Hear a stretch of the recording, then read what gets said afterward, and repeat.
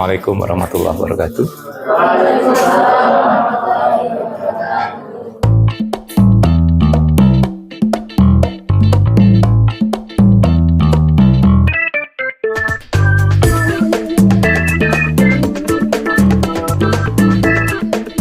Hari ini kita akan mereview tentang teori bilangan ya.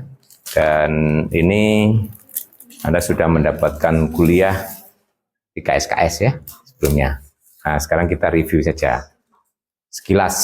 Jadi seperti kemarin saya akan menggarisbawahi hal-hal mana yang nanti banyak kita pakai dalam kuliah gitu ya. Dalam kuliah kita tentang struktur aljabar. Nah, sudah ada ringkasan materi dan PPT ini di si Pejar, jadi kalian sudah bisa membaca sebelumnya saya kira ya. Kita tinggal mendiskusikan aja, jadi nanti nggak terlalu lama. Nah, bilangan bulat itu membentuk suatu sistem sendiri. Sebenarnya bilangan bulat itu kan bagian dari sistem yang lebih luas, yaitu bilangan real, ya sebelum bilangan real, rasional ya. Jadi bulat, kemudian rasional, kemudian real, kemudian yang paling luas saat ini yang kita kenal adalah sistem bilangan kompleks ya. Nah, kenapa kok sistem bilangan bulat itu menarik ya?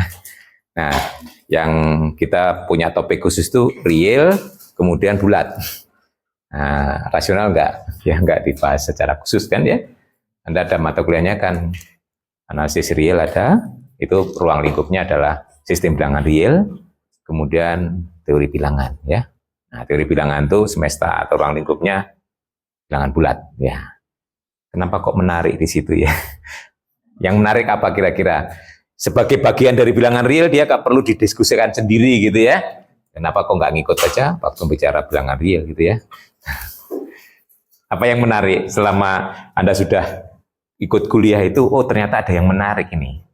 Nah, menariknya karena apa? Atau ada sesuatu gitu ya?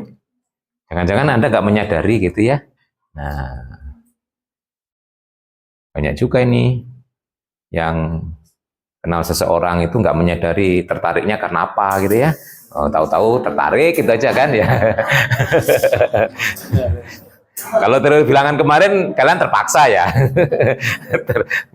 tertariknya karena terpaksa, seperti dijodohkan gitu aja ya. Nah, tapi memang ada kadang orang tertentu tuh tertarik tapi nggak tahu penyebabnya apa gitu ya. Nah, kenapa ya saya kok tertarik dengan si dia gitu misalkan ya. Tahu-tahu kok tertarik tapi nggak tahu kenapa. Nah, sebagai ilmuwan ya nggak selamanya kita harus seperti itu ya. Contohnya di sini. Kita harus punya jawaban, kenapa kita, ya paling tidak, mengapa sih kok teori bilangan jadikan satu mata kuliah sendiri, terdisiplin sendiri, kok gak ikut waktu membahas real saja gitu ya. Padahal bilangan rasional nggak dibahas tersendiri kan, nggak ada tuh teori kuliah tentang bilangan rasional gitu ya. Nah, berarti bilangan rasional itu nggak terlalu menarik, gitu. Nah, yang lebih menarik adalah bahkan justru bilangan bulat. Apa kira-kira?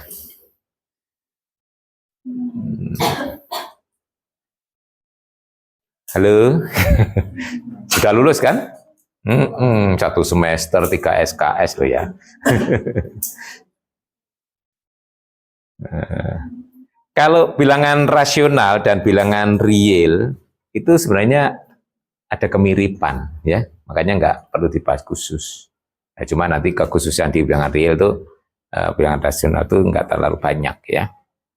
Nah, di sini bilangan bulat itu kekhususannya adalah apa kira-kira?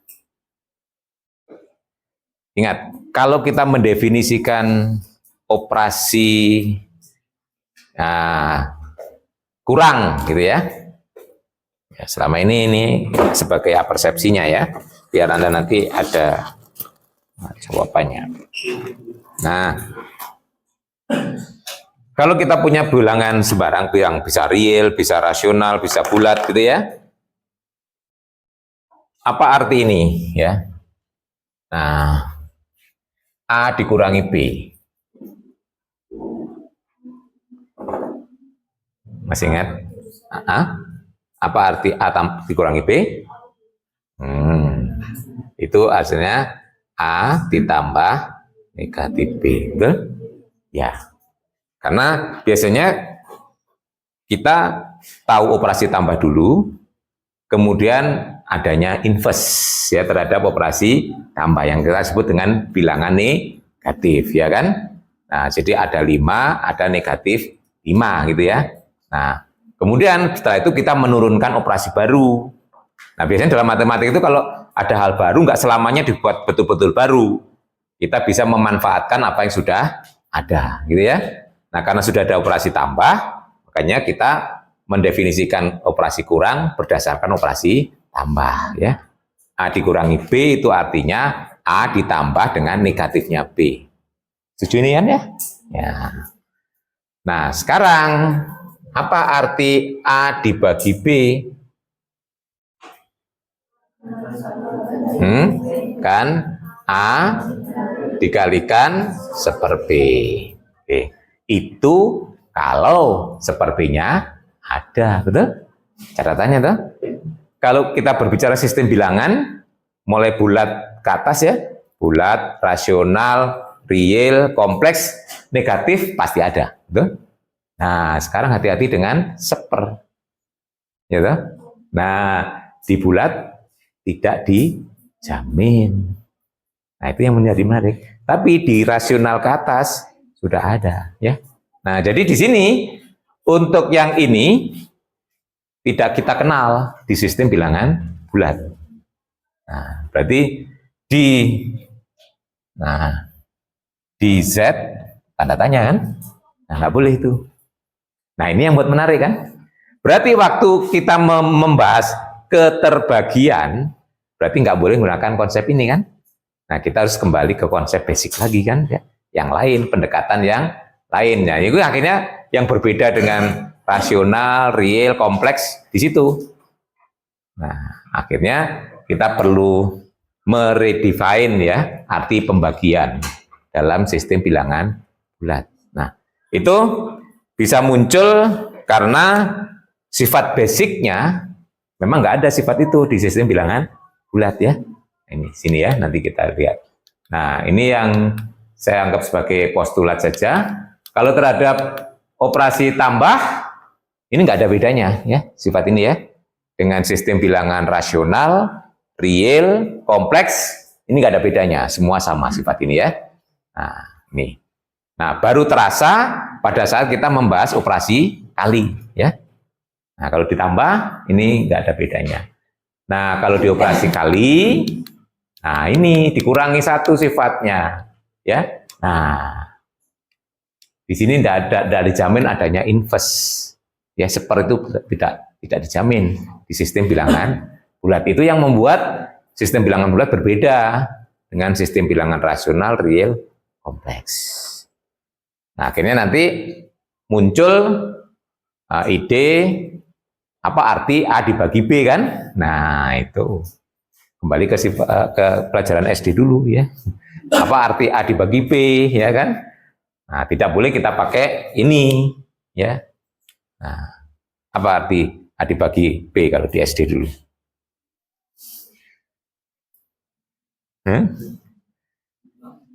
A dibagi B itu sama dengan C gitu kan ya?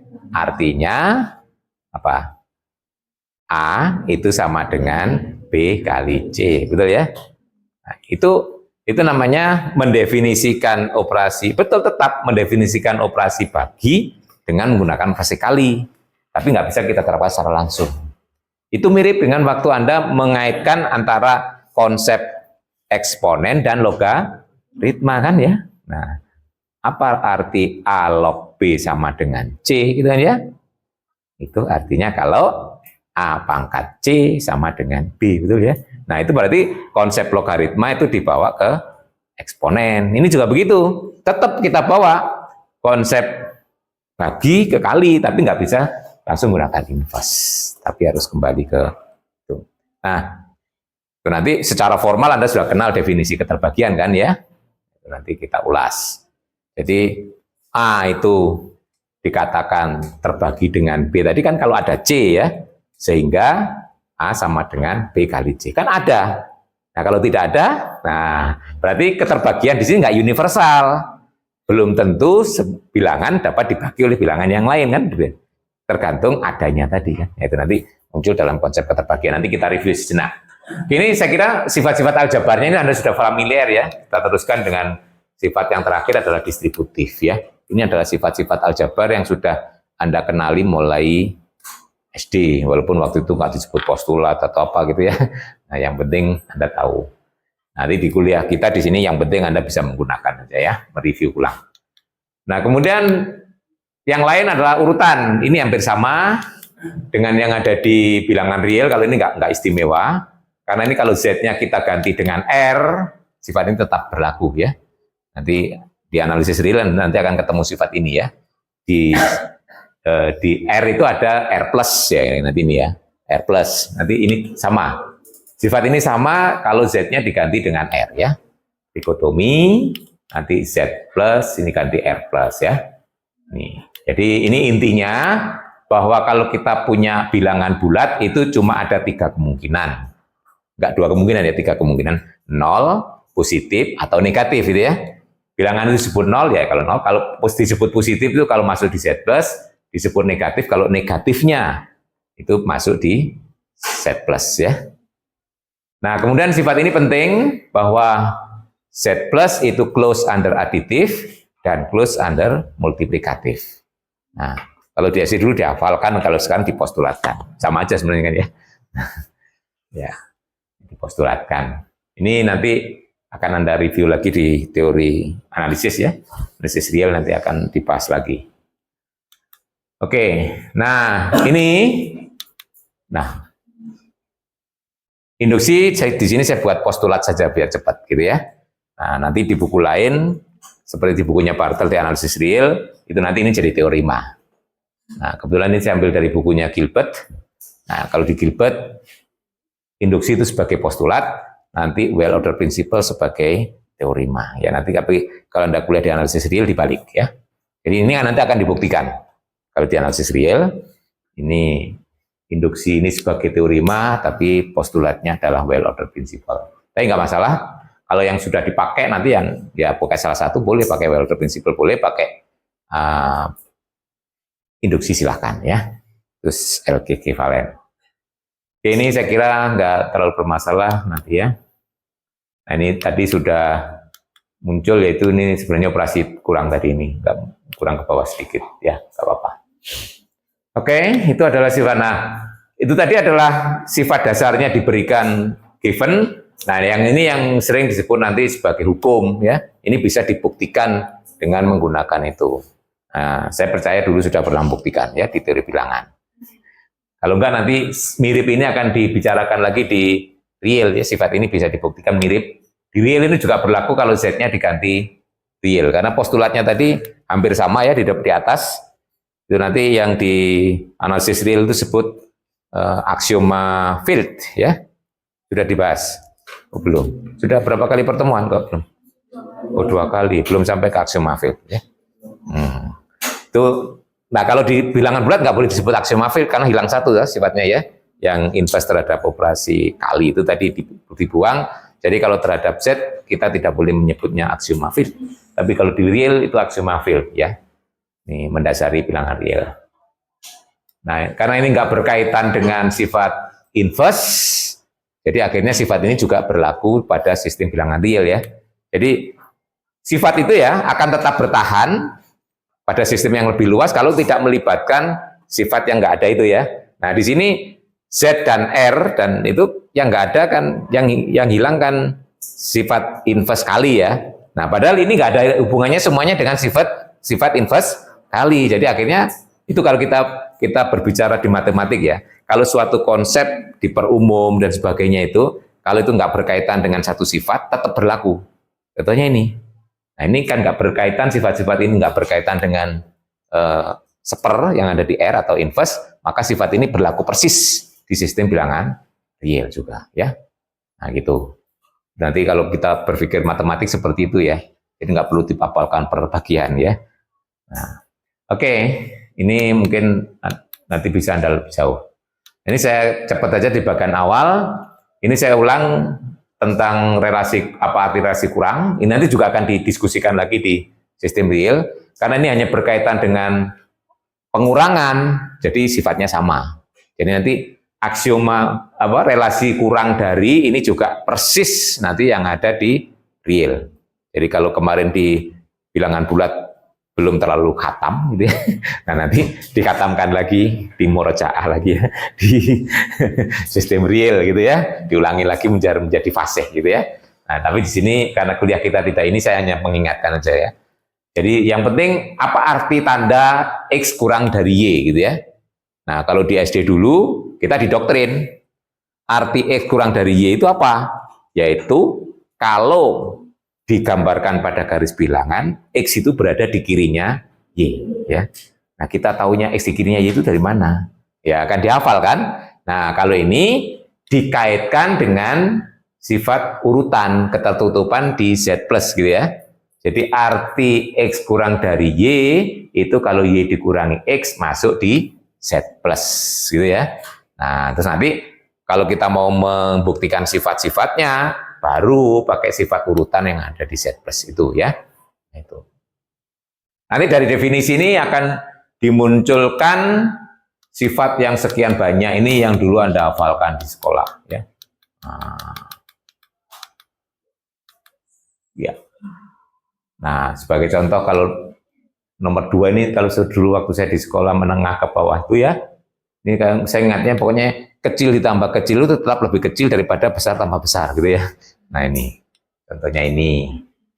Kalau yang ini yang mana? Oh, kalau ini transitif ya. Kalau yang ini dulu mengingatnya kesamaan itu nggak berubah kalau dikalikan bilangan positif ya. Akan berubah kalau dikalikan bilangan negatif. Nah, tapi dulu kan kita terima saja. Nah, kalau di sini ini semuanya nanti bisa dibuktikan ya dengan menggunakan definisi tadi ya. Nah, oke, nanti kalau lupa atau akan diulangi lagi ya di analisis real. Concern saya adalah ingat saja tentang ini ya, nanti kalau dipakai di kuliah sudah familiar gitu ya. Ini hanya mereview, mengingatkan kembali.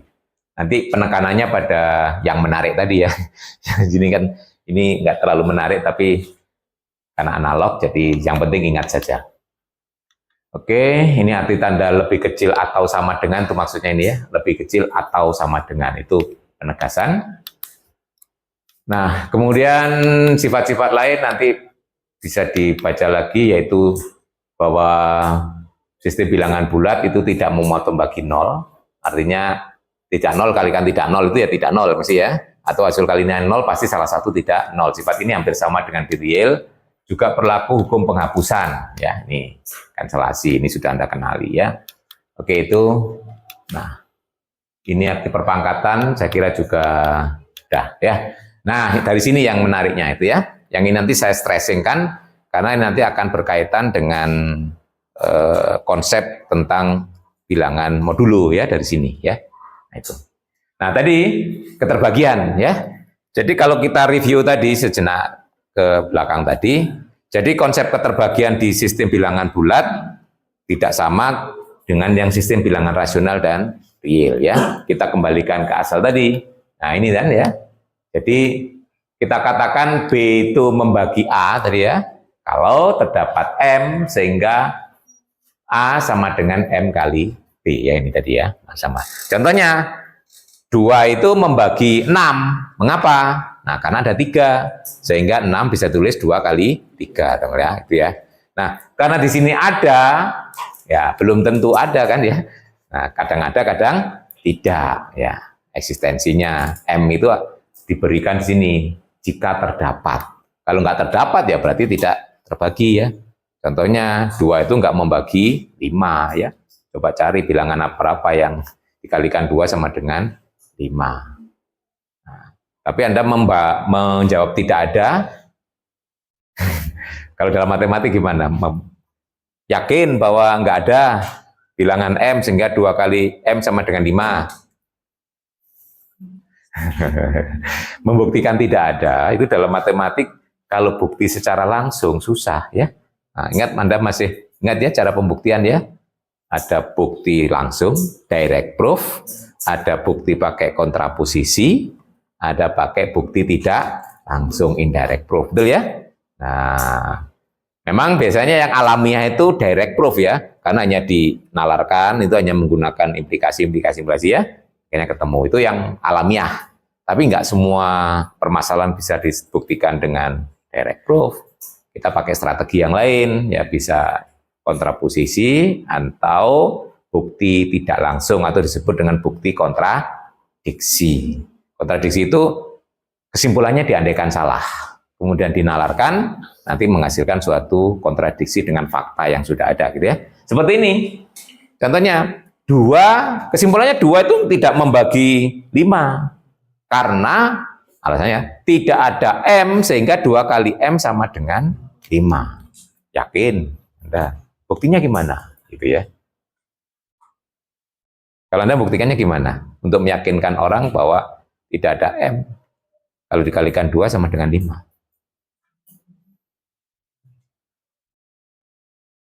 Gimana? Nah, buktikan tidak ada itu sering pakai bukti tidak langsung. Andaikan. Ya. Andaikan terdapat M sehingga 2 kali M sama dengan 5. Terus apa akibatnya? Terjadi kontradiksi. Kontradiksi dengan apa? Dengan fakta bahwa 2 kali M itu genap, 5 itu ganjil. Ya. Nggak mungkin suatu bilangan itu genap sekaligus ganjil. Gitu ya. Paham? Nah, ini salah satu berargumentasi ya. Nah, jadi pokoknya nggak ada, dicarilah, nggak ada gitu ya, nggak boleh gitu matematik ngotot seperti itu ya. Jadi di matematik itu proses meyakinkan itu ada caranya, gitu ada caranya ya. Oke, ini, nah berarti kalau dengan menggunakan konsep ini, berarti belum tentu suatu bilangan bulat dapat dibagi oleh bilangan bulat yang lain. Makanya muncul konsep pembagian yang tidak habis atau bersisa. Kalau di SD dulu namanya pembagian bersisa ya. Contoh tadi, 2 nggak bagi 5, berarti 5 itu kalau dibagi 2 hasilnya sisa, ada sisanya gitu ya. Nah, kalau di SD dulu 5 kalau dibagi 2 sisa 1. Itu kalau dalam teori bilangan kemarin kita kenal dengan algoritma pembagian, kok mau dulu ya. Algoritma. Jadi yang setara dengan pembagian bersisa di SD itu, di mata kuliah Anda itu disebut algoritma pembagian atau algoritma Euclid, betul? Nah, itu. Nah, ini makanya muncul konsep ini. Ya. Algoritma pembagian. Nah, jadi kalau kita diberikan bilangan bulat A dan B, B-nya tidak 0, maka terdapat bilangan M dan R tunggal. Nah, ini penting tunggal ya, nggak ada yang lain. Sehingga ini, loh ya. Nah, ini selalu bisa dilakukan. Yang disebut sisa di sini karena B-nya ini bisa negatif, makanya di sini batasannya adalah diberi harga mutlak ya. Karena sisa nggak pernah negatif itu ya. Sisa kok negatif ya. Sisa kok kurang gitu ya. Sisa berapa? Sisa min 2 gitu ya. Sisa kok min 2 ya. Nah, karena ini kenapa simbolnya R kan disebut residu ya. R itu sisa ya. Nah, ini. Jadi nanti kalau R-nya 0 kan kembali ke konsep keterbagian kan ya. Jadi sini kan R-nya mulai 0 sampai kurang dari ini. Berarti pada saat R sama dengan 0, berarti A sama dengan MB. Nah, itu berarti ini. Nah, makanya nanti salah satu strategi membuktikan suatu bilangan dapat dibagi bilangan yang lain, kita terapkan algoritma pembagian, terus dibuktikan sisanya 0. Sering kan itu masalah teori bilangan ya. Buktikan bahwa ini terbagi oleh ini gitu ya. Nah, kita akan terapkan algoritma pembagian, kemudian kita buktikan R-nya sama dengan 0, gitu ya. Nah, itu. Jadi ini generalisasi dari sini. Sebenarnya keterbagian itu kasus khusus dari algoritma, yaitu pada saat R sama dengan 0. Ini dulu sudah dibuktikan di kuliah dari bilangan, harusnya sudah ya. Ya. Nah, ini eksis ya. Kalau enggak coba lihat di ringkasan Pak Iris, ingat saya ada itu ya. Saya berikan karena ini penting, akhirnya saya munculkan di sana buktinya ya. Ya, saya buat ringkasan di situ biar nanti saya nggak terlalu banyak membicarakan yang teknis di situ ya. Jadi yang pokok-pokok yang saya highlight di sini ya. Nanti kalau kurang dibaca di ringkasan yang saya berikan di situ. Kalau kurang lagi silakan dibuka lagi bukunya siapa kemarin? Kuat Anton. Oh. Hah? Oh, Rosen. Oh, Kuat Anton lah. Ini tadi habis ngimpi lah. Bukunya Rosen ya. Nah, jadi nanti kalau di sini perlu penjabaran, coba lihat di ringkasan yang Pak Eri berikan. Kalau kurang puas lagi, dibuka bukunya Rosen yang dulu sebagai rujukan untuk kuliah teori bilangan ya. Atau kurang puas lagi, cari buku teori bilangan yang lain, masih banyak juga ya. Nah, oke, ini algoritma pembagian.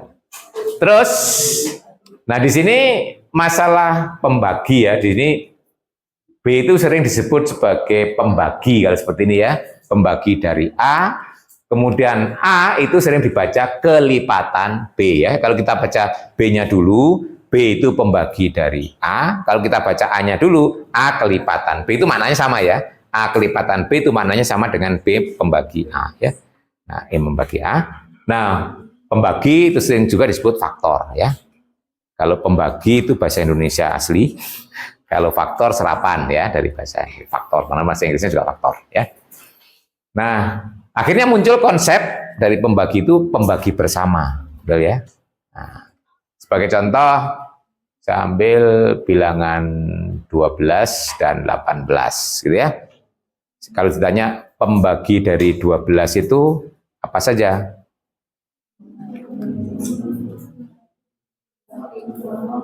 Satu enggak? Ya.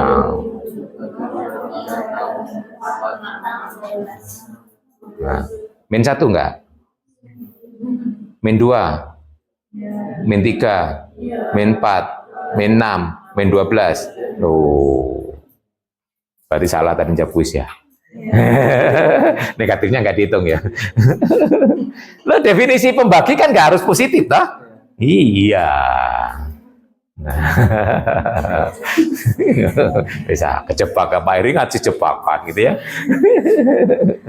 Ya itu kan hanya mengukur apakah Anda masih ingat tidak ya. Di teori bilangan kemarin nggak definisi pembagi kan nggak harus positif toh? Iya. Yang penting bilangan bulat kan? Iya. Kenapa negatif 2 pembagi dari 12? Karena 12 dapat ditulis negatif 2 kalikan negatif 6, betul? Berarti negatif 2 juga pembagi, negatif 6 juga pembagi, gitu ya. Nah, gitu. Jadi ada positif, ada negatif, gitu ya. Pembagi 12.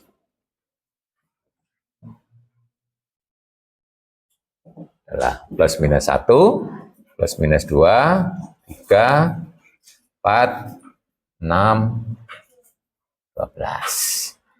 Pembagi yang 18, 1, 2, 3, 6, 9, 18. Nah, pembagi bersama 12 dan 18, 1, 3, 6 ya. Nah, yang terbesar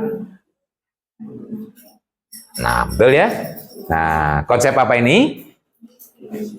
Ya, GCD atau pembagi bersama terbesar kan? Pembagi bersama terbesar ya. Pembagi itu sering disebut faktor, bersama common berarti bersekutu ya, sekutu ya.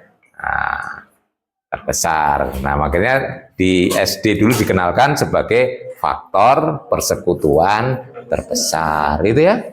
Nah, gimana salah istilah aja ya. Jadi sama aja pembagi bersama terbesar ya, faktor persekutuan terbesar atau GCD, the greatest common divisor ya, bahasa Inggrisnya GCD ya. Nah, kalau Anda pakai software nggak ada FPP gitu, nggak ada ya, GCD ya. Kalau software untuk mencari GCD kan ada ya. Di MATLAB contohnya itu ya, Anda bisa langsung mencari GCD dari 2 bilangan langsung ketemu hasilnya. Di Maple juga ada. Anda biasanya kalau software untuk matematika pakai apa? MATLAB, Maple? Apa? Atau Excel ya. Nggak tahu di Excel ada nggak GCD ya? Nggak, saya belum pernah pakai ya. Kalau mau dulu jelas ada nanti ya. Dulu sudah sering saya pakai. Oke, ini adalah konsep FPB. Nah, kalau Anda kembali ke bukunya Rosen, definisi FPB di bukunya Rosen apa?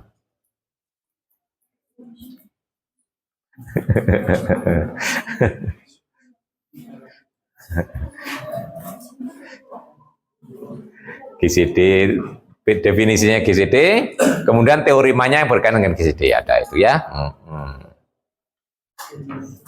Masih punya nggak bukunya Rosen? Masih.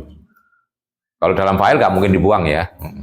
Kalau dalam bentuk printout, nah ini yang gawat. Nah, menemui tempat Kak, sudah saya pertimbangkan.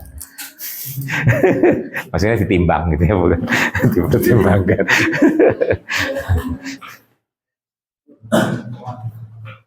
Kalau di luar negeri sering itu buku itu dijual ya. Gini, buku teks beli, kalau sudah nggak dipakai dijual, tapi dijual ke toko ada. Nah, nanti itu bisa dibeli oleh orang lain lagi, namanya buku reuse gitu ya. Nah, itu lebih murah memang ya. Nah, rata-rata masih bagus, uang beli baru dipakai kuliah 1 semester. Alasannya karena biar nggak menuhi tempat biasanya, kan rumahnya kecil-kecil gitu.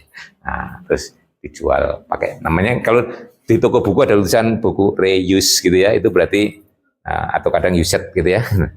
Nah, Anda sebenarnya kalau pesan buku lewat apa itu? Amazon ya? Ya. Ya. Shopee enggak, dulu buku sih internasional gitu ya.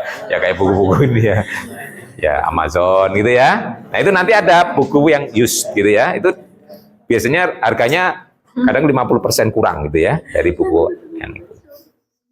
Cuma kalau nggak hati-hati kadang-kadang di dalam bisa dicoret-coret gitu ya. Oleh yang.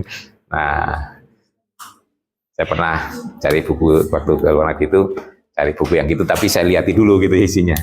Yang masih bersih gitu ya, seperti baru Mas ya. Hanya dipakai kuliah 1 semester. Apa definisinya? C itu disebut GCD dari A dan B jika 1, C membagi A dan C membagi B.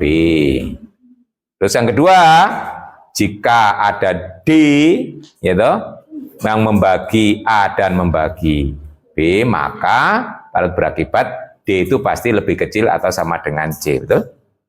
Itu definisinya? Halo? Pak Eri nggak buka buku, lo masih ingat itu definisinya ya? Ya? Padahal Pak Eri kuliah teori bilangan sudah berapa tahun yang lalu ya? Ya Pak Eri kan ngajar. Oke, gitu ya. Nah, terus tapi ada teorimanya. Syarat kedua itu ekivalen, yaitu dengan jika A membagi B, jika ada D membagi B dan D membagi C, maka D harus membagi C. Itu teorimanya. Coba lihat ya. Nah, tapi harus syarat C-nya harus positif kalau yang dengan syarat kedua tadi. Kenapa kalau nggak positif ada 2 jawaban, gitu ya? Kalau yang definisi di Rosen itu memang alamiah, ini kan ya. Jadi coba perhatikan. Syarat pertama, misalnya 6 ya. 6 itu pasti membagi 12 dan membagi 18 itu syarat pertama. Syarat kedua, kalau ada D itu membagi 12 dan 18, berarti kalau saya tandai yang membagi itu ya ini yang bersama itu tadi kan ya. Ini yang disebut D dalam definisi itu ya. Kalau ada D itu membagi 12 bagi 18, D harus lebih kecil atau sama dengan C, betul ya? Nah, semuanya ini pasti lebih kecil atau sama dengan 6. Itu kalau pakai definisi. Nah, udah ketemu tadi ya? Itu alamiah. Nah, tapi teorimanya syarat kedua bisa diganti. Tulis situ, ketemu teorimanya. Di bawahnya ini terus ya di bawah. Nah, ini kalau nggak hafal dulu kuliahnya saya pertanyakan ini ya. Dulu ngantuk pasan itu ya.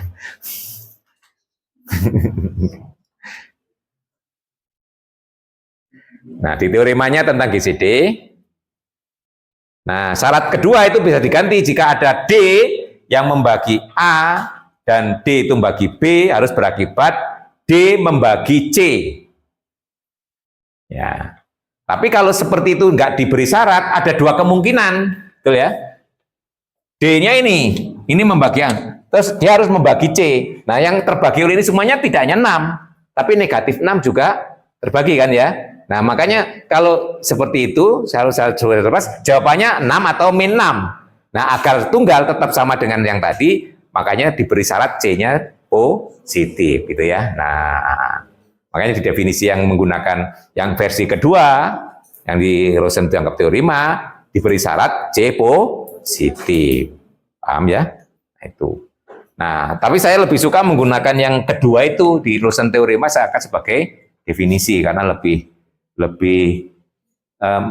hanya menggunakan konsep keterbagian saja, tidak perlu menggunakan tanda lebih kecil walaupun itu ekivalen ya. Itu masalah selera. Kalau ekivalen itu kita boleh milih mana yang sesuai dengan kita. Nah ini ya, nah ini. Nah jadi kalau kita pakai yang versi ini, yang syarat kedua membagi, di sini harus ada keterangan C-nya harus positif. Karena kalau tidak diberi syarat C positif, tadi seperti ini. Jawabnya bisa 6 atau min 6 gitu ya. Konsep GCD ini nanti banyak dipakai juga ya di dalam kuliah kita, terutama nanti yang berkaitan dengan bilangan bulat modulo ya. Nah, kemudian kalau kita lihat di sini ya, 18 dan 12. Ini GCD-nya 6. Nah, sekarang perhatikan, ternyata 6 itu bisa dituliskan sebagai 2 kali 12 ditambah negatif 1 kali 18, betul ya? Atau bisa juga kita tuliskan sebagai negatif 1 kali 12 ditambah, negatif 1, ya ditambah 1 kali 18, juga 6 ya? Nah, itu artinya apa? 6 itu dapat dinyatakan sebagai kombinasi linier dari 12 dan 18. Nah, itu ada teoremanya kan ya. GCD itu selalu dapat dituliskan sebagai kombinasi linier dari dua bilangan itu. GCD dari A dan B dapat ditulis sebagai kombinasi linier dari A dan B. Masih ingat itu? Ya. Nama teoremanya apa? Nama teoremanya apa? Itu terkenal. Di bukunya Rosen seingat saya ada namanya. Ya. Seingat saya itu. Kalau nggak salah. Hah? Teorema? Bézout. Ya. Biasanya teorema itu kalau sering dipakai, populer itu sering ada namanya ya. Teorema Pitagoras gitu ya. Teorema Bézout ya. Itu kan nanti sering dipakai ya. Nah, teorema Bézout ya. Nah ini. Ya. Itu bahwa GCD itu, nah ini ya. Ya ini yang sering disebut dengan teorema Bézout ya. Tapi di bukunya beberapa buku ada yang menyebut lema atau teorema, silakan itu masalah penyebutan ya. Saya kemarin kan menyebutnya itu kelompok dalil gitu ya. Kelompok dalil itu ya bisa teorema, lema, akibat, proposisi, sifat gitu ya. Itu semuanya sebut kelompok dalil. Nah, ini hanya berlaku searah ya, artinya kalau kita punya GCD maka dapat ditulis ya. Kalau dapat ditulis sebagai kombinasi linear belum tentu sebagai GCD ya. Nah itu. Tapi khusus untuk GCD 1 itu berlaku bolak-balik. Itu yang kita sebut dengan bilangan itu relatif prime ya. Relatif prime ya. Nah, jadi teorema Bézout itu khusus berlaku untuk FPB 1 itu berlaku bolak-balik ya. Buktinya, kalau kita mau membuktikan dua bilangan itu relatif prime, cukup kita tunjukkan bahwa ada kombinasi linier dari dua bilangan itu yang sama dengan 1. Ya. Nah itu. Nah ini jadi ini tentang konsep relatif prima ya ini ya. Nah ini akhirnya tadi teorema Bézout tadi kalau tidak 1 itu hanya searah, kalau 1 FPB 1 itu bolak-balik ya. Jadi dua bilangan itu relatif prima jika ada kombinasi linear yang sama dengan 1. Contoh, kalau buktikan bahwa dua bilangan bulat berurutan itu pasti relatif prima ya. Berurutan itu misalnya 2, 3, 3, 4, 5, 6, 7, 8 gitu ya, itu berurutan. Itu pasti relatif prima kan ya. Buktinya kan nggak boleh coba-coba gitu ya. Nah, dua bilangan berurutan itu kan kalau satunya satunya X tambah 1. Ya, tinggal nulis saja. Kenapa? Karena min 1 kali X ditambah X tambah 1 sama dengan 1. Ya, berarti ada kombinasi linear yang sama dengan 1. Kita simpulkan X dan X tambah 1 adalah relatif prima. Itu ya contoh penggunaannya ya. Ya, kalau kita buktikan dengan definisi susah itu ya. Tapi dengan teori mah lebih mudah. Oke. Nah, ini relatif prima. Kemudian berikutnya yang penting lagi konsep bilangan prima ya. Bilangan prima. Kalau menurut Anda definisi bilangan prima itu apa? Contohnya dulu, bilangan prima itu contohnya 2, 3, 5, 7, 11, 13, 17, 19, 23, 29, terus jaga 1,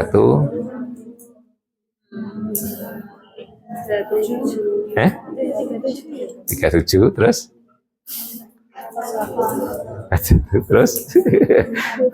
biasanya sampai 50 aja udah bengong ya. Padahal anak SD itu standarnya sampai 100 ya. Nah, itu ya. Paling tidak sampai 100 ya. Kalau saya tanya 67 prima nggak sih?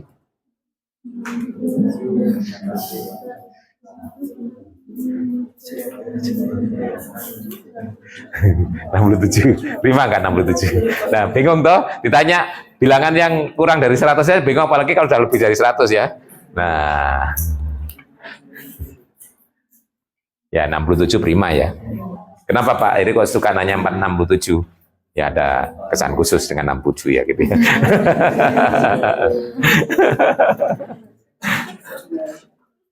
Oke. Nah, bilangan prima contoh saya seperti tadi.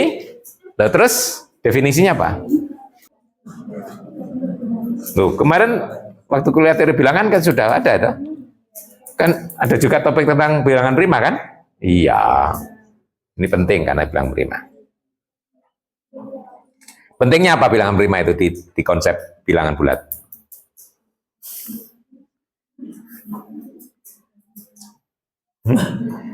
Ya, yaitu adanya teorema dasar aritmatika, ya, atau teori representasi bilangan bulat.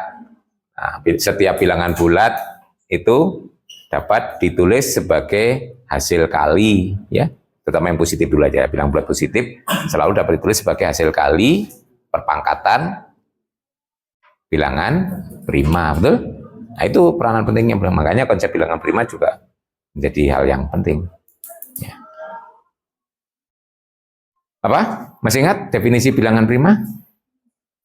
Loh, ini kadang itu sering kita tahu barangnya tapi mendefinisikan nggak bisa, ya. Bilangan bulat lebih dari satu yang hanya harus dibagi oleh satu, dan bilangan sendiri. Satu. Sekali lagi. Bilangan bulat lebih dari satu yang hanya harus dibagi oleh satu dan bilangan sendiri. Oleh min 1 enggak? Min bilangan itu sendiri boleh enggak?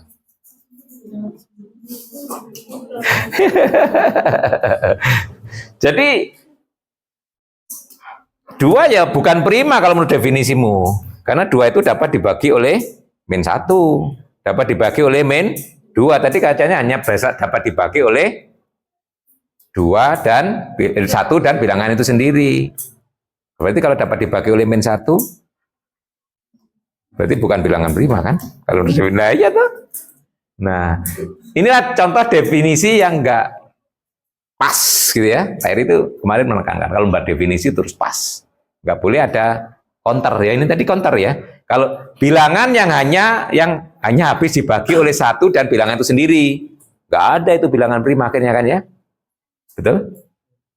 Kenapa? Misalnya 2. 2 itu dapat dibagi oleh min 1, dapat dibagi juga oleh min 2. Berarti nggak mau mendefinisi tadi kan? Katanya hanya, gitu ya.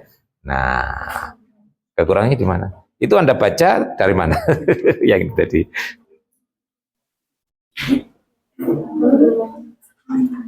Di naskah aslinya begitu. Coba dibuka di Rosen.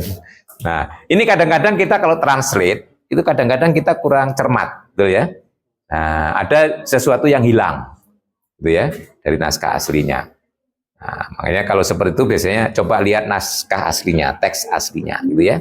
Nah, karena orang translate itu kadang-kadang korup, gitu ya, ada yang hilang. Atau kadang berlebihan juga, yang nggak ada ditambahi, gitu ya. Nah, kalau redaksinya seperti tadi lemah masih ya bisa. Loh, kalau gitu 2 bukan bilangan prima gitu ya. Tahu di mana kelemahannya? Sudah lihat di aslinya enggak? Belum, aduh. Ini ya. Kita itu kalau merasa salah itu cepet ya, harus cepet cari pembenaran. Maksudnya bukan pembenaran membenarkan itu ya, cari rujukan agar yang salah itu segera hilang gitu ya. Nah, itu segera. Dalam sikap sehari-hari juga begitu ya, kalau kita salah itu cepet-cepetlah cari agar salahnya itu segera diperbaiki ya. Kalau merasa salah itu jangan lama-lama gitu ya. Merasa salah itu nggak enak loh, betul ya. Nah, dan kalau itu sudah berdampak pada orang lain, sesegera mungkin minta maaf akibat dari kesalahan kita gitu ya. Nah, kalau seperti itu jadi tenang nanti ya, hidup kita enak gitu ya. Nggak punya rasa dosa gitu ya. Tapi ada juga orang yang salah itu nggak merasa dosa juga banyak gitu ya. Tenang-tenang saja, bahkan membela diri gitu ya. Ini bahaya ya. Yang bahaya itu memang orang berbuat salah tetapi tidak merasa salah ya. Ya. Kalau orang berbuat salah merasa salah itu cepat tobat kan ya. Nah, cepat minta maaf itu selamat ya. Oke, terus gimana? Yang benar gimana? Ada yang bisa bantu? Yang lain? Bilangan bulat yang bisa dibagi satu itu dan dirinya sendiri. Berarti itu semua bilangan jadi prima yang bisa dibagi 1 dan bilangan bisa atau semuanya dibagi 1 dan bilangan sendiri. 4 bisa dibagi 1 dan bilangan itu sendiri tuh. Bisa. Nah, ya pokoknya kalau ada buat definisi bisa di counter itu definisinya belum pas gitu ya. Yang jelas tadi lihat ya, 2, 3 ya, 2, 3, 5 dan seterusnya. Ayo, siapa lagi bisa bantu? Lulus tuh ya. Teori bilangan lulus kan? Wah, lulusnya diragukan ini. Ditanya tentang bilangan prima saja bingung kok ya. Ya. Dalam punya itu definisi bilangan prima adalah bilangan bulat yang besar dari 1 yang tidak habis dibagi oleh bilangan bulat positif lainnya selain 1 dan dirinya. Nah, ini ada kata positifnya yang hilang tadi ya. Itu samanya dengan pembagi positifnya hanyalah, itu ekivalen ya, yang tidak bisa dibagi ya kan ya, oleh kecuali itu kan, berarti sebenarnya nah yang hilang di sini tadi positifnya ya. Nah, ya, yang hanya bisa dibagi oleh bilangan positif ya, atau dengan kata lain pembagi positifnya hanyalah 1 dan dirinya sendiri. Nah, kata positifnya yang hilang ya. Tadi kan sudah saya warning ya, pembagi itu bisa negatif ya.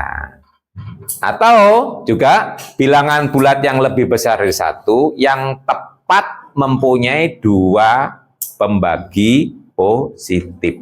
Tepat ya, mempunyai sebanyak 2 pembagi positif. Betul ya? Kalau positifnya dibuang mempunyai tepat sebanyak 4 pembagi, betul ya? Nah gitu. Nah, itu baru definisinya tegas gitu ya. Orang lain nggak ada kesempatan mengcounter ya. Gitu ya. Paham ya? Nah, ini kalau membuat definisi itu harus seperti, tapi ini tadi masih baca ya.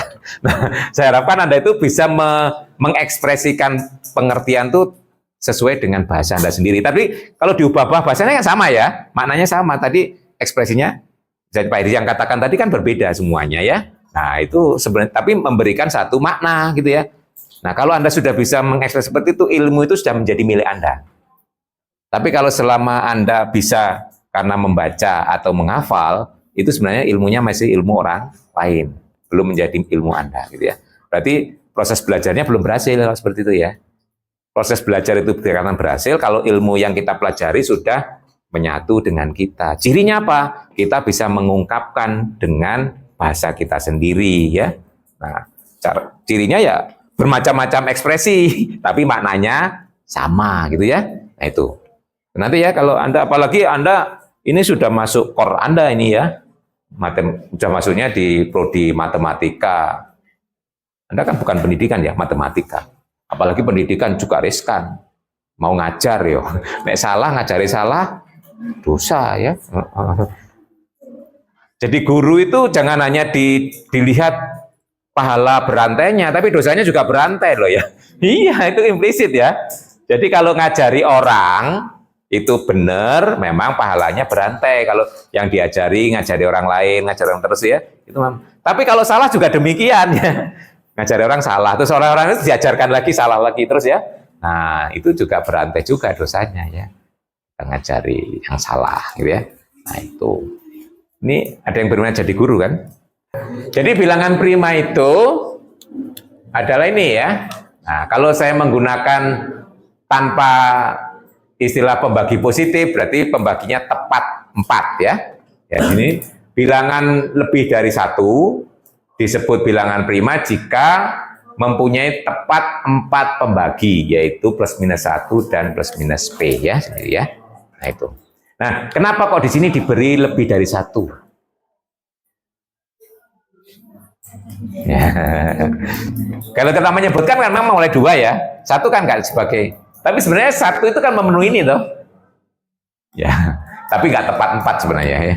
Karena P-nya kan dirinya sendiri juga ya. Tapi kalau dikatakannya tidak eksplisit ini, 1 dan dirinya sendiri masuk ya toh. Dirinya sendiri kan boleh sama dengan 1 toh. Nah, kalau definisinya, ya itu memang nanti ada makna ya biar konsisten ya. Karena 1 itu dirinya sendiri ya 1 juga ya. Jadi kalau dikatakan 4 nanti jadi kontradiksi ya. Nah, jadi tapi kalau nanti Anda belajar aljabar secara lebih jauh, nanti konsep prime ini diperumum. Nanti sebenarnya kalau Anda belajar lebih jauh, nanti konsep prime itu akan diperumum ya. Nanti kalau misalnya pada ketemu polinom dan sebagainya, itu nanti konsep ini akan ada lagi. Jadi nanti polinom disebut prima itu ada gitu ya. Nah, itu nanti akan muncul. Nah, itu menghindari ini. 1 itu karena mempunyai balikan, itu kalau dalam konsep nanti dalam ring belakangan nanti, itu yang disebut dengan bilangan atau unsur unit. Nah, prima itu adalah definisinya bukan unit ya nanti ya. Nah, ini nanti perumumannya adalah ke sana ya. Kalau Anda sudah ketemu di ring ya. Tapi sekarang terima aja tuh, karena ini dari teori bilangan. Nah, kemudian ada sifat yang ekivalen dengan ini. Ya, di Rosen juga ada teorimanya ya. Apa itu? Ekivalen itu jadi teorema. Kalau ini jadi definisi, yang mau disebutkan berikutnya jadi teorema. Tapi kalau yang disebutkan berikutnya definisi, ini jadi teorema. Itu banyak yang kita jumpai yang seperti itu ya. Nah, apa? Jadi P tetap bilangan lebih dari 1. P itu prima jika diberikan bilangan bulat sembarang A misalnya ya. Atau cuma ada 2 kemungkinan.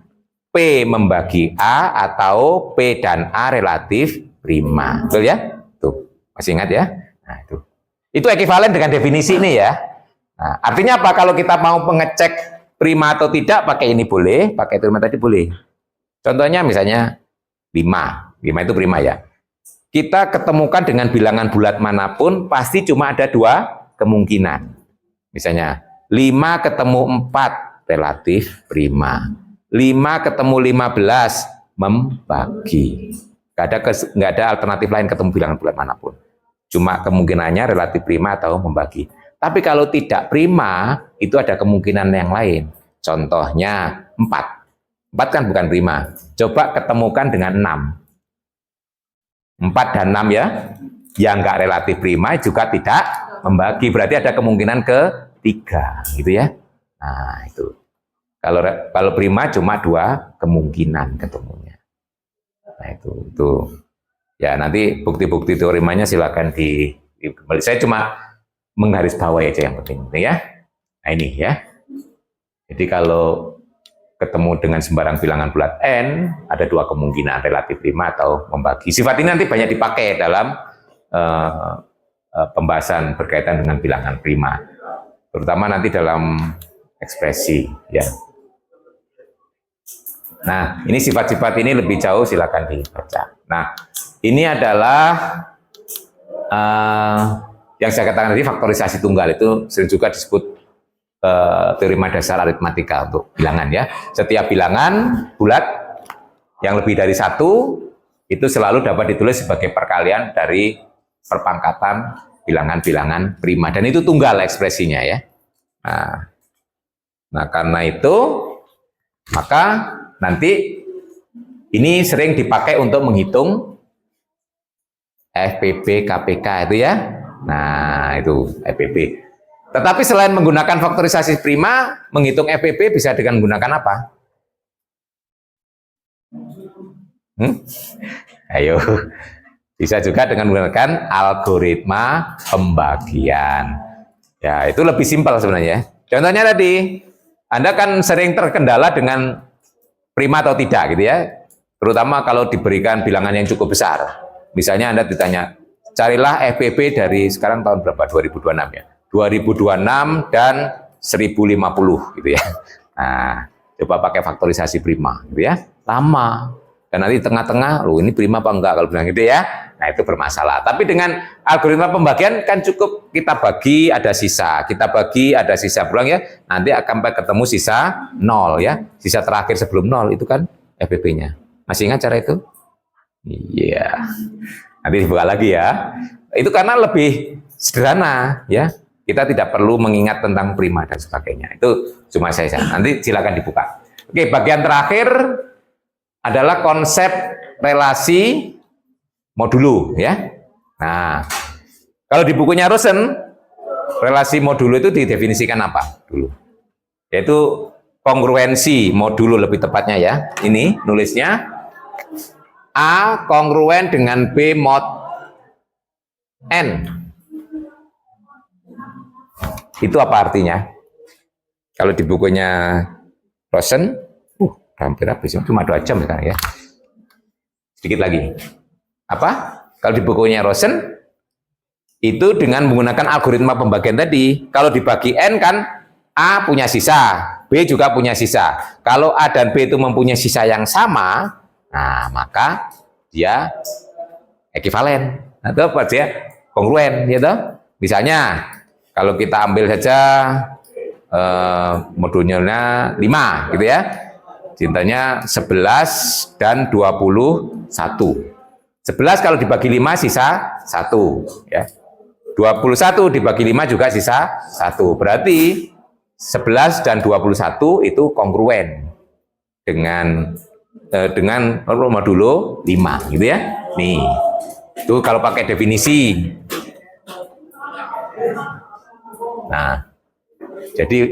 Nah, terus itu ekivalen juga ya tadi pertanyaannya. Ekivalen dengan apa? Definisi itu. Nah, 1. Ekivalen kalau selisih 2 bilangan itu merupakan kelipatan N, betul ya? Nah, ini nanti akan ekivalen dengan mengatakan N membagi A dikurangi B. Betul? Nah, di buku lain banyak juga yang pakai definisi ini, tapi di Rosen itu jadi teorema, ya. Nah, gitu. Nah, nanti saya lebih suka pakai yang ini karena lebih operasional kalau untuk membuktikan sifat-sifat kongruensi, ya. Kalau dengan sisa itu agak susah, gitu ya. Nah, dengan menggunakan definisi yang ini nanti lebih mudah membuktikan, misalnya bukti yang pertama adalah relasi kongruensi itu merupakan suatu relasi ekivalen. Nah, akibatnya apa? Kalau kita punya relasi ekivalen, kemarin sudah saya ingatkan, himpunan itu akan terpartisi, betul? Nah, jadi bilangan bulat akan terpartisi oleh relasi ini. Kalau kita punya modulo N, ada berapa banyak partisi? Ya, N partisi. Ingat definisi awalnya tadi ya. Karena berdasarkan sisa pembagian, maka bilangan bulat itu akan terkelompok berdasarkan sisa pembagian. Misalnya kalau dibagi 5, nanti akan terkelompok menjadi 5. Kelompok pertama bilangan yang kalau habis dibagi 5. Kalau dibagi 5 sisa 0. Kelompok kedua kalau dibagi 5 sisa 1. Dibagi 5 sisa 2. Dibagi 5 sisa 3. Dibagi 5 sisa 4 ya. Nah itu. Akhirnya bilangan bulat akan terbagi menjadi 5 kelompok kalau modulo 5. Kalau modulo n ya kan menjadi n kelompok. Kan sisanya mulai 0, 1, 2 sampai n-1. Nah, partisi-partisi itu partisi itu kan berarti himpunan kan? Semua bilangan yang habis bagi 5 tadi kan berarti himpunan kan? Itu yang saya sebut dengan kelas ekivalen gitu ya. Nah, itu nanti kalau kita kumpulkan, jadi kelas-kelas ekivalen kita kumpulkan, itu yang disebut simbol Zn. Nah, itu ya. Nah, ini nanti relasi ekivalen sudah bisa dibuktikan. Nah, kita punya ini. Nah, isinya. Ini kelas 0, itu berarti semua bilangan kelipatan n. Kelas 1, semua bilangan kalau dibagi n, sisa 1, dan seterusnya. Ini kalau kita sebut semuanya, sebut dengan Zn. Ya, Zn. Nah, Zn ini nanti bisa kita definisikan operasi tambah dan operasi kali. Dasarnya ini, teorema ini Anda sebenarnya sudah ketemu ya. Ini mirip kesamaan bilangan ya. Kalau kita punya dua pasang bilangan sama, ya, dua pasang. Kalau ditambahkan tetap sama. Kalau dikalikan juga tetap sama. Nah, kongruen juga demikian. Kalau kita punya dua pasang bilangan kongruen, ditambahkan tetap kongruen. Dikalikan juga tetap kongruen, ya toh? Nah, akhirnya kongruensi itu kan nggak mengubah operasi toh. Nah, sampai akhirnya itu bisa kita pakai untuk mendefinisikan operasi tambah dan kali di Zn.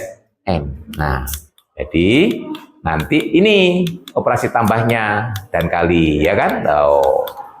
Nah, gitu kan? Ini sama aja kan, ini ditambahkan dulu baru dimodulukan, ya toh? Ini dimodulukan dulu baru ditambahkan. Ini juga gitu. Dikalikan dulu dari modulukan, yang kiri dimodulukan dulu baru dikalikan. Hasilnya sama kan tadi ya. Nah, itu. Nah, akhirnya ini kita pakai. Nah, sebagai contoh di Z5 kelas 2 ditambah kelas 4. Berarti kelas 4 tambah 2, kelas 6. Kelas 6 itu sama aja dengan kelas 1. Betul ya? 6 dan 1 kan satu kelas kan? Jadi kelas 6 sama dengan kelas 1 ya. Akhirnya nanti Anda bisa membuat tabel seperti di SD dulu ya. Ini saya beri contoh ya, contohnya ini. Ini juga sudah ada di situ ya. Nah, ini seperti di SD menambahkan. Sebagai contoh di sini, kelas 2 tambah kelas 1 kenapa kelas 0? Kelas 2 tambah kelas 1 jadi kelas 3. Di Z3 sama dengan kelas 0 ya. Nah, nanti Anda bisa perkalian sampai sama. Nah, di sini sudah saya beri contoh sampai Z6 kalau nggak salah ya. Nanti Anda bisa meneruskan contoh ini sampai Z100 boleh. Nah, ini sampai Z6 sudah saya beri contoh. Nah, ini saya yang review ya. Ini kenapa ini nanti karena kita pakai ya ini. Jadi nanti kita pakai role model Zn itu sebagai role model dari konsep yang mau kita pelajari nanti ya. Ini kenapa kok saya review ya. Nah, jadi nanti harapan saya begitu masuk di membahas grup ring nanti Anda sudah familiar menambahkan, mengalihkan di Zn gitu ya. Nah, itu termasuk menganalisa sifat-sifatnya. Makanya dulu sempat dikenalkan nggak ini di teori bilangan? Harusnya ini ya sampai sini karena ini berkaitan dengan itu. Ini sekedar menggarisbawahi ya hal-hal penting dari teori bilangan yang nanti akan kita pakai ya dalam kuliah kita selanjutnya. Oke, silakan kalau ada yang perlu disampaikan. Ya, ini nanti kalau kurang ya dibaca lagi ya. Ini karena cuma sekian satu kali pertemuan untuk membahas materi satu semester. Tapi tadi saya sengaja pilihkan yang kira-kira yang penting-penting disitulah kira-kira ya. Nah, itu. Nanti silakan baca lagi. Nanti baru pertemuan ketiga hari Rabu pekan depan kita baru masuk ke materi pertama ya, grup ya. Jadi pengenalan grup. Nah, itu baru. Ini 2 kali pertemuan ini hanya mereview saja apa yang sudah ada. Oke, ada?